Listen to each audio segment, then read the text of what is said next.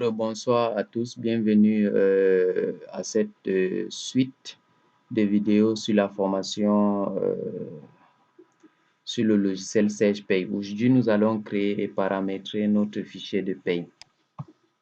Alors, je mets en rouge pour marquer notre progression. J'ouvre Sage Pay. Je vais fermer le fichier BSSA. Donc, vous pouvez voir qu'on avait un fichier ouvert là. Donc, je vais le fermer. Donc, fichier fermé.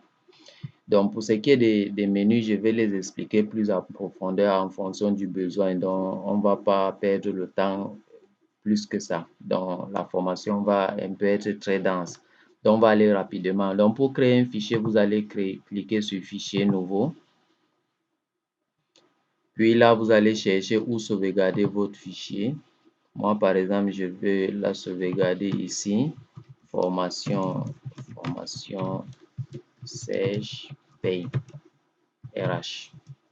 Donc, j'espère que je vais me rappeler. Dans le nom du fichier, vous pouvez donner, figurez-vous juste que, ou bien rassurez-vous juste que le type de fichier soit un fichier Sage de type avec extension PRH. Donc, j'ai effacé ici l'extension PRH qu'il y avait, il n'y a pas de problème, à condition que le type soit PRH. Ok, là, je vais l'appeler, je donne généralement le nom de la société.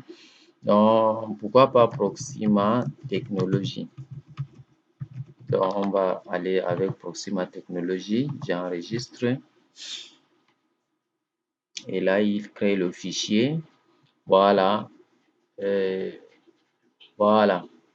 Donc, le fichier n'est pas tout à fait créé parce que sinon, on devait avoir le nom du fichier sur la barre de titre. Donc, on doit faire certains paramétrages. OK. Donc, l'assistant nous dit bienvenue dans l'assistant, blablabla, et ainsi de suite. Vous pouvez lire si vous voulez. Alors, pour créer le fichier, vous avez 4 possibilités. Créer le fichier à partir d'un plan PSage. Là, j'avais expliqué. Ça veut dire que vous allez reprendre la configuration selon l'environnement social européen. Là, vous pouvez déjà commencer à travailler. Vous aurez ajouté peut-être des rubriques, mais vous allez déjà avoir un paramétrage bien fourni. Donc, pour ceux qui utilisent Sage Comptabilité, par exemple, connaissent de quoi je suis en train de parler. Généralement, tu as la possibilité de reprendre les paramétrages. Mais sauf que ces paramétrages-là ne cadrent pas bien avec ce que tu veux. Donc, nous, on va par exemple créer le dossier à partir de 0. Donc, vous pouvez aussi créer à partir d'un plan paye utilisateur. Donc, vous pouvez configurer un plan paye et vous le reprenez.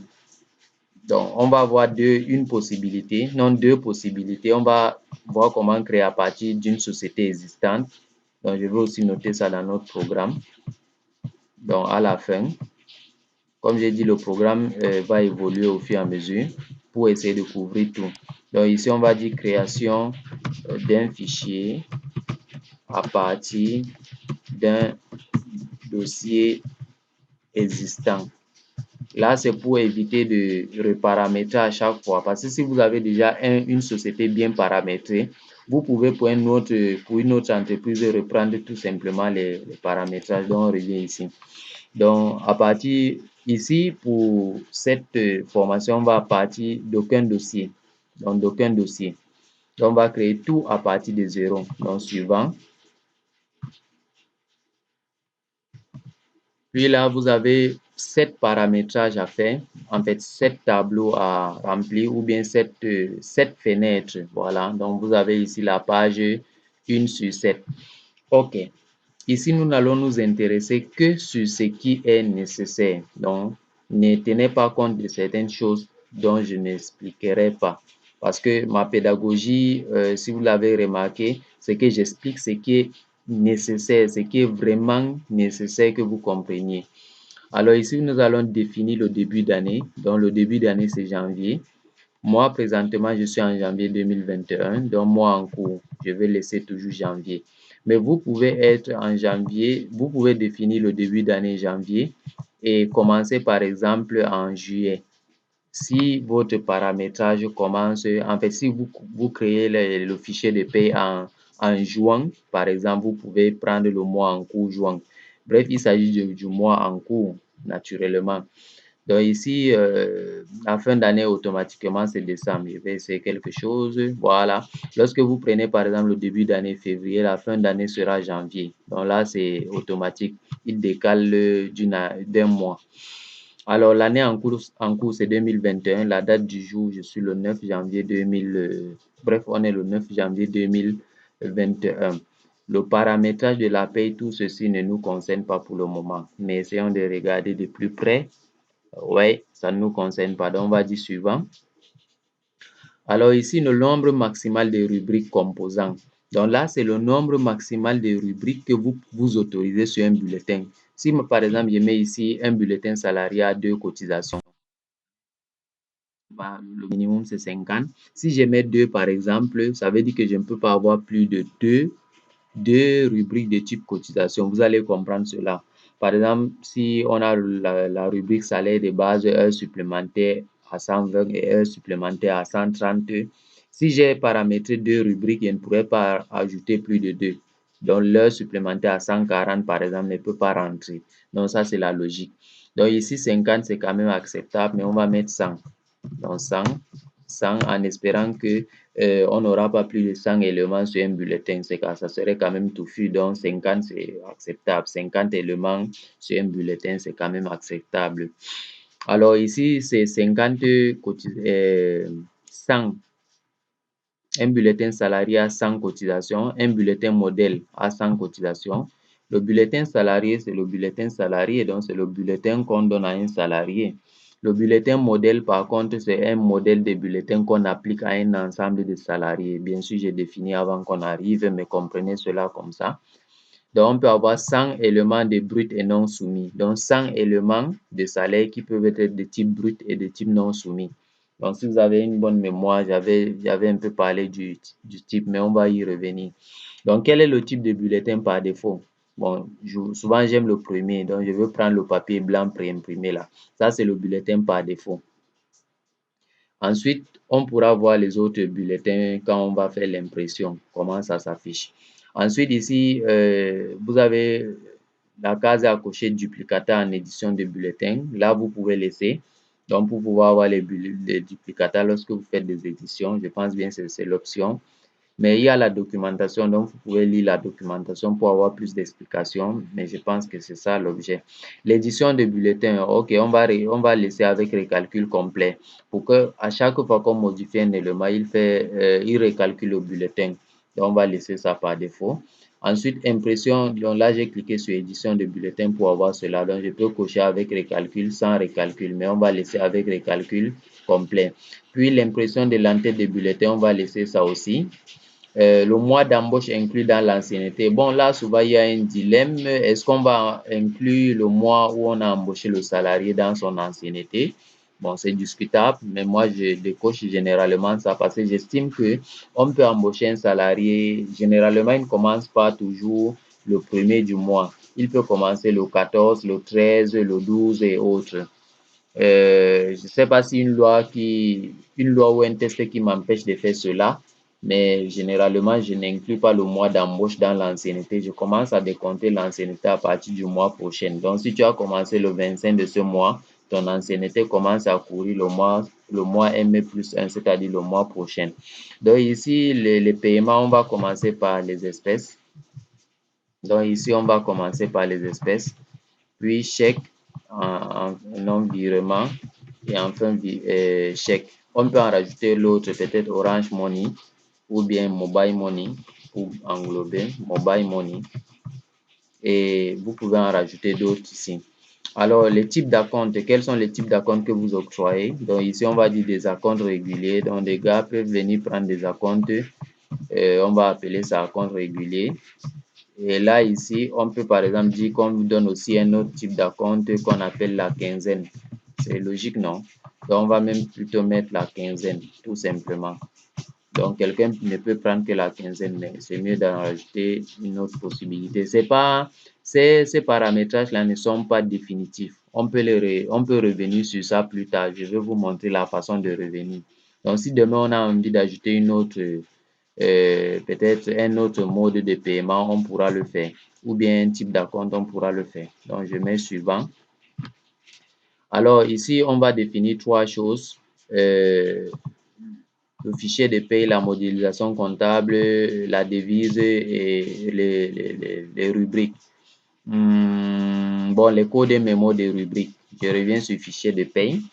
Alors ici, l'intitulé de département a 4 caractères alphanumériques. Là, les A représentent alphanumérique. Ça veut dire si j'ajoute un autre A ici, donc AA, ici ça fait deux caractères alphanumériques. Ça peut être par exemple 12 ou bien A1. Là, ça fait 5 caractères, par exemple. 5 caractères, ça peut être département DEP 01, DEP 02, un truc comme ça. Donc les unités, on va également voir les unités. 4 caractères, les services, 4 caractères, les catégories, 2 caractères entiers numériques. Donc ça, c'est rien que les entiers. Donc si vous essayez de mettre les alphanumériques, ça ne va pas prendre. Ou bien les alphabétiques, ça ne va pas prendre. Établissement, c'est 4 caractères. Et le cadrage gauche ou droite. Bon, là, c'est où est-ce que vous souhaitez. Il pouvait avoir, par exemple, centré. Bon, là, on va laisser par défaut à gauche. Là, c'est pas essentiel. Bon, les constantes, on va laisser aussi ça. Donc, plus tard, on va revenir. Montant, par exemple, on peut mettre 0 décimal parce qu'au Cameroun, on n'utilise pas souvent les décimales. Mais on peut laisser 2 chiffres après la virgule, ça ne dérange pas. Pour les autres, on va revenir plus tard. Donc, constante de type date, c'est le format année, mois et jour. On peut décocher ça pour que ça soit un format, je pense, de type jour, mois, année. Numérotation automatique des matricules. Là, si vous créez le premier salarié, il aura le matricule 1, le deuxième salarié aura le matricule 2. Et si vous décochez, c'est vous-même qui allez mettre les matricules. Bon, j'aime souvent cocher ça pour que je n'ai pas à gérer ce côté matricule-là. Donc, je pense que c'est ça qu'on peut faire ici. Modélisation comptable, quant à lui, les comptes généraux, ici, on va revenir 8 caractères. Bon, là, ça dépendra de notre plan comptable. Si notre plan comptable en comptabilité prévoit 8 comptes, 8 caractères, on doit ici également prévoir 8 caractères entiers. C'est des entiers, c'est pourquoi c'est EE. Les comptes auxiliaires aussi 8 caractères, les comptes analytiques 8 caractères. Bon, le compte collectif salarié, c'est 421, personnel rémunération due. On pourra par exemple le changer plus tard. Donc, on pourra le voir. Et le format ici est très important souvent pour le transfert en comptabilité. Donc, si on fait des choses qui ne marchent pas, on va revenir ici pour toucher ça. Bon, généralement, on se gratte la tête, on s'arrache les cheveux alors que on n'a pas défini le type du fichier sage qui va recevoir nos écritures. Donc, il y a les formats compta sage 500. Généralement, c'est format sage. Mais je vais laisser par défaut. Et quand on aura ce problème-là, on va penser à ça. La longueur de la racine du compte collectif, bon, on va laisser aussi ça pour la modélisation comptable. Au moment venu, quand on va faire les paramétrages sur la comptabilité, on va revenir là. Bon, l'euro. La tenue de la paie se fait en ZAF et l'intitulé sera le franc CFA. Et pas de centimes pour notre monnaie. L'équivalence, on peut tenir en euros aussi si on veut, et ça sera euro. Et il peut avoir des centimes. La parité, maintenant 1 euro, je ne sais pas si c'est 1 euro égal à 655 ou bien si c'est des ZAF à euro, oui, ça doit être des ZAF à euro. Donc, trouver l'équivalence, 1 franc CFA égal à combien d'euros et c'est ça que vous allez mettre là. C'est très pratique lorsque vous tenez des comptabilités en devise. Bon, nous, on va laisser ça comme ça. La parité, on peut mettre 1. Mais quand on aura la vraie parité, on pourra y revenir. Donc, 1 franc CFA égal à combien d'euros? Essayez de faire le calcul. Bon, c'est pas important pour moi parce que la monnaie de ma tenue de paye, je tiens ma paye en franc CFA tout court. Alors, ici, c'est la page 3 sur 7. Donc, on va aller suivant. On est sur la page 4 sur 7. Bon, je n'ai pas besoin d'expliquer ceci. Généralement, je ne l'explique pas. Mais on peut paramétrer les heures de travail. Ceci est très important lorsqu'on fait la gestion le salaire aux heures de présence. Je m'explique. Si par exemple quelqu'un est payé aux heures, c'est-à-dire si son heure c'est-à-dire il n'a pas un salaire de base, son salaire dépend du temps de présence, alors c'est important de renseigner les heures travaillées. Là maintenant, c'est des constantes que vous allez renseigner. Donc du coup, je n'explique pas ça au début. Généralement pas pour les formations de base. Donc, on va y revenir. Donc, vous pouvez paramétrer les heures travaillées, les heures supplémentaires, les constantes, bref, les constantes. Ici, c'est parce qu'il y a la notion de constante, c'est pourquoi je n'explique pas généralement, pour ne pas vous embrouiller avec des constantes qu'on n'a pas encore vues. Donc, on va revenir sur cette fenêtre-là plus tard ou bien quand le besoin va se présenter. Donc, on va dire suivant. Ensuite, ici, pour le calcul à l'envers, on pourra définir 4 éléments dont on pourra estimer par calcul à l'envers. Là aussi, on va y revenir. Ne vous inquiétez pas, comme je dis bien, on va y revenir. Ensuite, on va dire suivant. Bon, ok, on va paramétrer la page 6 sur 7. Les paramètres généraux, les mois de clôture de congé. Bon, généralement en France, je pense c'est en mai, je sais pas, mais par défaut, c'est en mai. Donc, on va laisser ici aucun. Pourquoi? Parce que ici au Cameroun, on ne clôture pas les congés. Il y a des entreprises que ils ont une période pendant laquelle certains employés peuvent aller en congé. Généralement, c'est mai. Donc, ou bien je veux dire une certaine période où on clôture les congés, où tout le monde doit revenir automatiquement. Donc, généralement, c'est mai. Donc, nous concernant, un salarié peut prendre son congé à n'importe quel moment et revenir à n'importe quel moment. Il peut juste solliciter, il doit juste en faire la demande. Je pense que c'est ce qui est prévu dans la réglementation. Donc, date de prise de congé, ici, on va dire dès l'ouverture des congés, dès l'ouverture des CP, congé payé pour CP. Donc, dès lors qu'on décide de le donner de congé et son congé commence à courir, c'est important parce que cela retranche les jours. Donc, à partir du moment où on décide de donner le congé à quelqu'un, ça permet de compter également, d'épuiser son stock de jours de congé parce que chaque mois, il accumule, selon le code du travail, 1,5 jours par mois de travail, ce qui fait 18 jours par an. Donc, quand il commence déjà à prendre son congé, ça diminue dans les 18 jours. Donc, c'est très important. Donc, quand on met immédiatement, ça veut dire que dès lors qu'il finit le mois, il prend ses 1,5 jours. Par exemple, si on met 1 plus 1 ici, ça veut dire que dès lors qu'il finit le mois, c'est le mois suivant, c'est dans le mois suivant qu'il va prendre son congé. Donc, ici, vous voyez la nécessité de laisser à ouverture CP. Je ne devais même pas expliquer ceci en principe parce que je ne sais pas si, oui ou non, on va aborder les congés. C'est un peu compliqué pour une base. Pour la base, je pense que c'est vraiment un peu compliqué. Donc, la durée de prise, c'est après 12 mois de travail.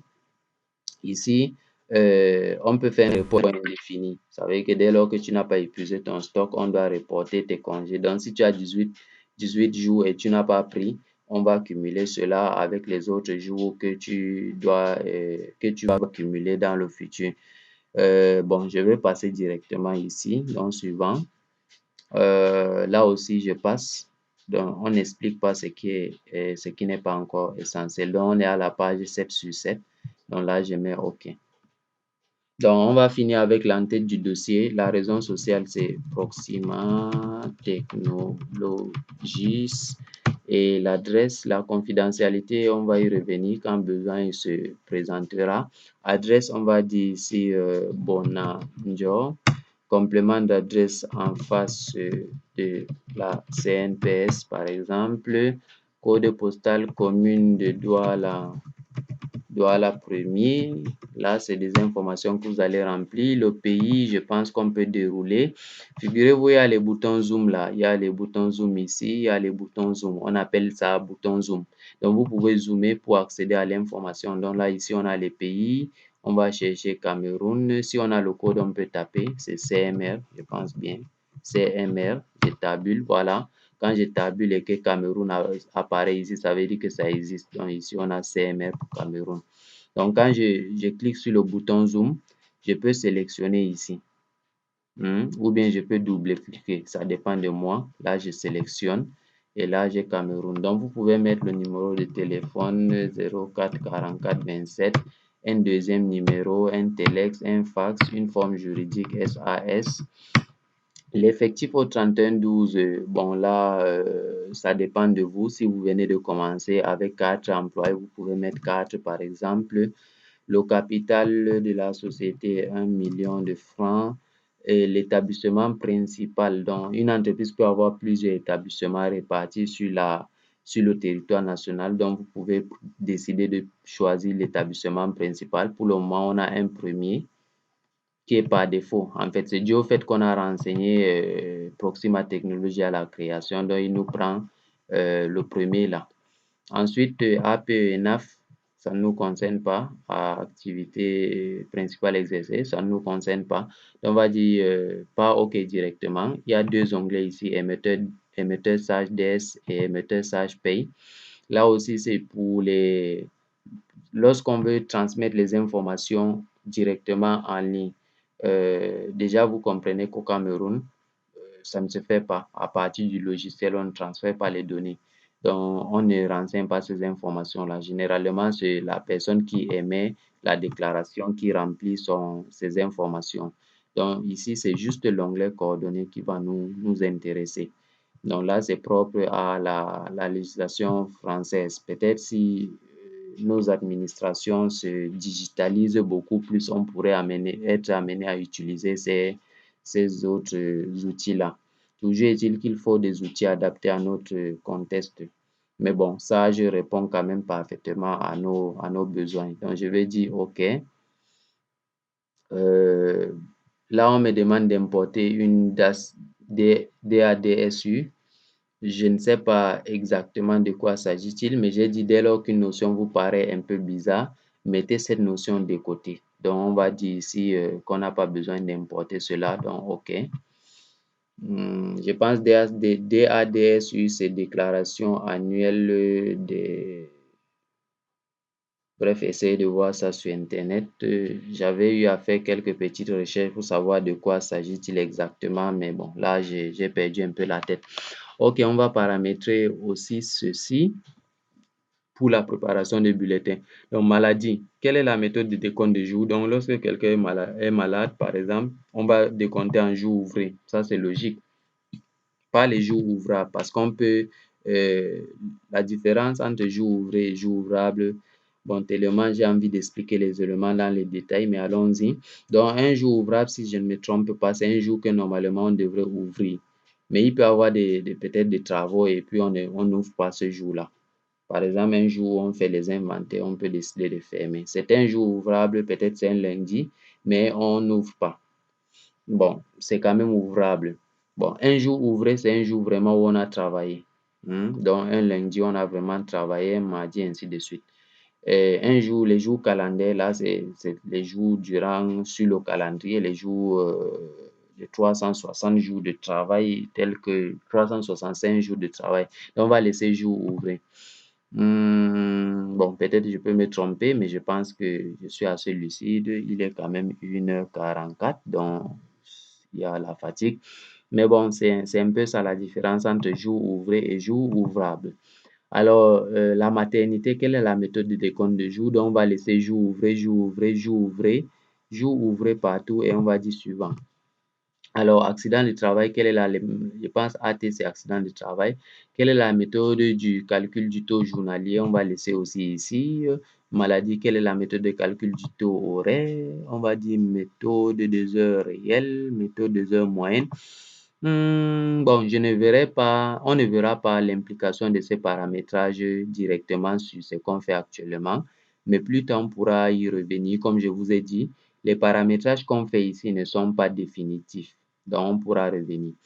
Bon, là, c'est obligé. Quelle est la durée mensuelle collective du travail dans la société? Alors, dans la société, on travaille 173,33.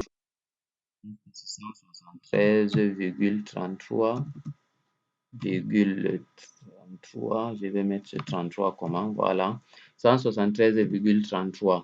Là, vous connaissez comment on calcule, on fait généralement, on travaille 40 heures par semaine, donc 40 fois 52 semaines, on a 52 semaines dans l'année, et on divise par 30,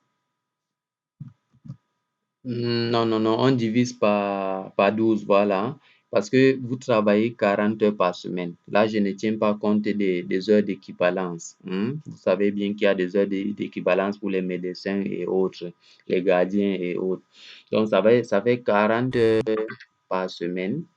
Oui, même si c'est 2 heures d'équivalence, c'est l'équivalent de 40 heures. Vous savez, même si vous êtes médecin, je pense que c'est 48 heures, vous allez prendre 40 heures. Donc, l'équivalent de 40 heures pour un médecin, c'est 48 heures. Si je ne dis pas n'importe quoi. C'est pourquoi on dit heure d'équivalence, parce que c'est l'équivalent à 40. On suppose que le médecin doit travailler plus que d'autres, mais que son heure, le nombre total d'heures qu'il fait, c'est équivalent à 40. Donc, ça fait. Ici, le calcul pour avoir 173,33, c'est 40 fois 40 heures par semaine fois 52 semaines divisé par 12, ce qui fait 173,33 heures par mois que vous travaillez en moyenne. Donc là, on fait suivant. Donc, quel est le nombre de jours de congé acquis par mois? Donc, ici, c'est 1,5 jours selon le code du travail. Mais si vous avez une convention collective, ça peut offrir des avantages, peut-être 2 jours ou 2,5 jours. Quel est le nombre d'heures à prendre en compte par jour pour le décompte des congés? Donc, ici, on prend 8 heures parce qu'au Cameroun, on travaille 8 heures par jour. Quelle est la valeur faciale du titre restaurant? Bon, ça ne nous intéresse pas là aussi et là aussi. Donc, on va dire terminer. Notre fichier est en cours de préparation et je pense que c'est terminé. Voilà, donc là, on a notre fichier et vous pouvez remarquer qu'on a ici proximatechnologie.prh et notre fichier ici, c'est également dans la barre. Je n'ai pas parlé de cette barre, la barre de tâches. Voilà, on a Proxima Technologie, le mois en cours, janvier 2021, la date, les droits en superviseur, la version du logiciel.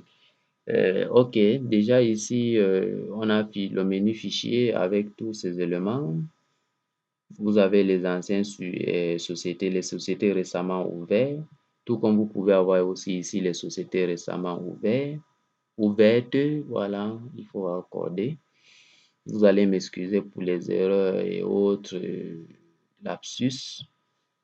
J'ai fait ces vidéos à des heures vraiment tardives. Alors là, c'est le menu fichier. Bon, je n'explique pas en détail les choses qui ne nous intéressent pas. Donc, on va expliquer essentiellement ce qui est utile. Par la suite, vous pouvez lire la documentation. Je vous montrerai également comment avoir accès à cette documentation ou bien je vous mettrai les liens vers le site ou bien le lien vers cette documentation-là. Donc là, vous avez le menu liste, gestion et autres. Donc, vous savez, vous êtes sur le module de paye.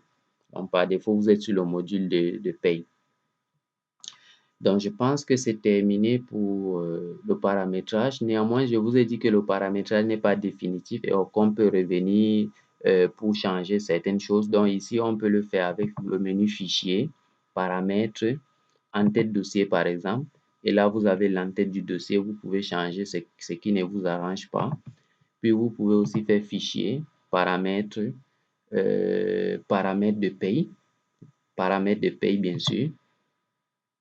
Voilà, et là, vous pouvez revenir sur le début d'année, le mois de clôture, les bulletins état, bref, tout ce qu'on a eu à paramétrer, le bulletin par défaut, euh, le type de certificat de travail par défaut, le type de solde de compte par défaut. Donc là, vous avez plus d'options encore, les formats qu'on avait paramétrés, les heures dont je parlais, les compléments de paye, le paramétrage de congé dont j'ai parlé, le cumul. Bref, vous pouvez revenir sur vos paramétrages. Donc, quelquefois, on va y revenir pour changer certaines choses ou faire certains paramétrages qui auront des répercussions directement visibles et compréhensibles. Je vais dire OK et je vais voir s'il y a quelque chose encore à expliquer. Bon, pour les droits d'accès, vous pouvez vous imaginer que cela, par exemple, on pourra le faire. Quoi d'autre? Je pense qu'on a fait le tour sur la création de notre fichier. À partir on va voir notre programme. Voilà, on pourra bondir sur le chapitre 2 pour paramétrer nos structures, la structure organisationnelle et la structure de la paye. Sur ce, je vous dis bonne soirée et à la prochaine vidéo. Bye bye.